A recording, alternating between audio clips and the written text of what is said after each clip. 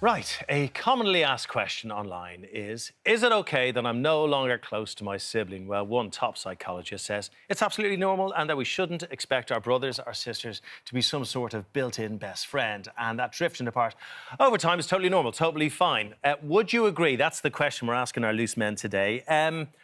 Weird one, OK? Because we all have brothers and sisters and we're close to them, and you have a particularly close relationship with your Yeah, I'm her sister. neighbour. And no, that's a very small, like, I don't know anyone who's their sister neighbour, but I'm incredibly lucky to be in that position. And This is Louise. this is my sister Louise, yeah. For her sins, she has me as a brother. And I annoy her every day, and I love it. I climb over that fence every single day. I don't even knock on her front door anymore, I just climb over the fence. I can actually break in if I wanted to, which is terrifying. But she is my best friend, and I feel sad that it might be normalised for people not to at least try and make a best friend out of their sibling. You know, they've known us from the womb, right? Since we were born, they've known us, and they're our bloods. And my sister, if I'm ever in trouble, when we were on TV together, I remember it so vividly every time, because there were quite a few times, mate, every time I'd make a mistake, she would literally be out to bat for me, armour on, being like, don't ever speak to him like that, he hasn't done anything wrong. Everyone's, like, lining up to have a dig at me. And she's like, leave him alone. She'll shut the door and be like, what have you done, Sam? And she'll just be like, you're embarrassing me in front of her. I don't even agree with you, I agree with them. But to me, and only to me, and then she'll put her armour back on, go back outside and have it again. And you'll never find anyone who will do that other than someone who is your blood, I don't think. And I love it. Can I just go on the whole neighbour That was thing? a clap. Yeah. That was a clap. I heard it, and it was faint, but it was there. Hey, good to see you, Louise.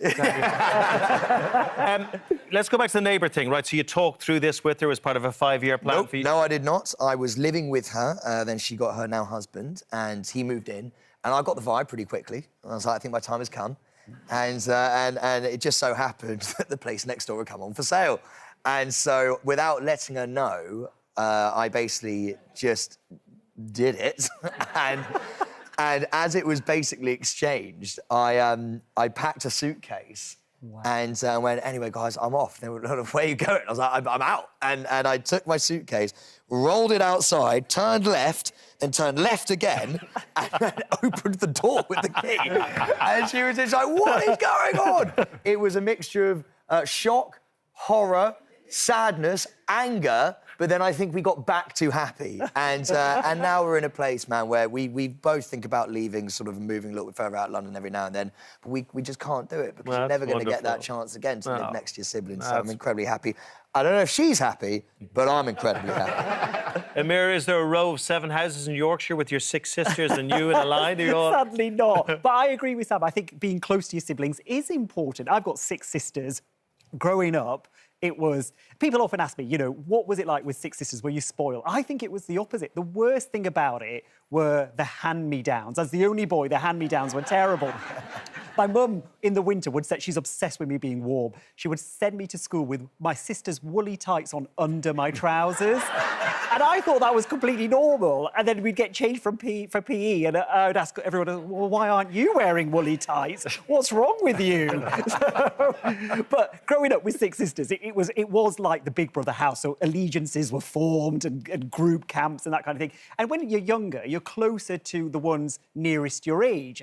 But as you get older, that age gap doesn't matter so much, and you form really beautiful bonds with your older siblings.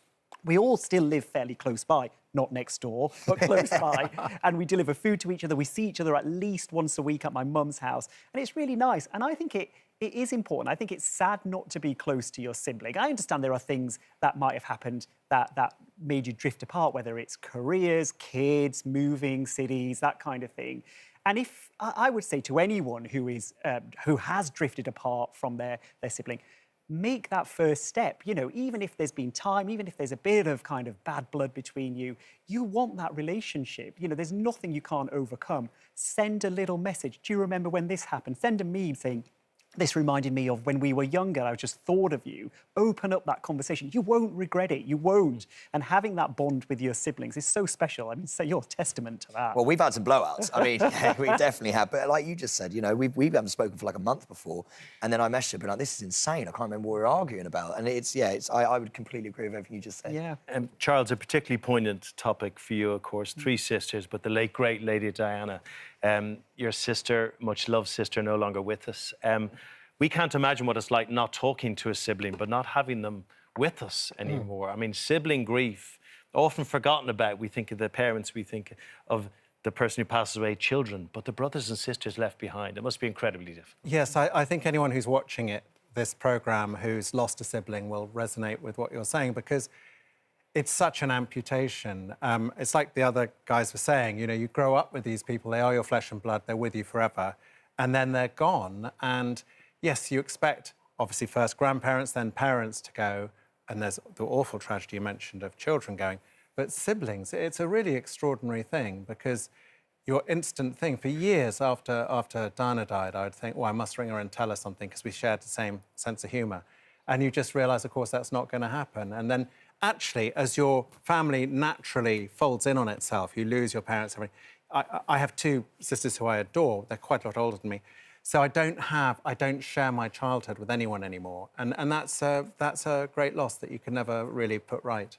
How did you cope with, because and I'm sure we all recognise that how protective you feel over your siblings. If anything said bad about my brother or sister, I would track them down, I would ruin their lives. Diana was judged so publicly in her short but wonderful life. How did you deal with wanting to protect her from all that?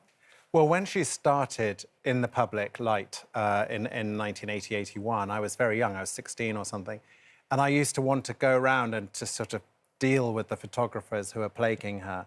And then, you know, as things went on all the way through, I remember just before she died, a female journalist wrote a really horrendous article, because by that stage, I don't think that journalist was thinking of Diana as a person. She was something to make money out of or whatever. And I wrote to her an outraged letter and had a bit of to and fro with her. So I think particularly as a brother of a sister, you always feel like you want to get stuck in, really. You bet. You bet. I think it's wonderful the way you've always protected her memory, though. I think that's a very special thing only your brother could do. So, oh, well, thank you. Yeah, well done for that. Hey, if you're having a row with your brother or sister, go fix it. Go fix it this weekend. The sun's going to be out. Have a barbecue. Go for a little glass of something. Sort it out, because you will not regret it. Right?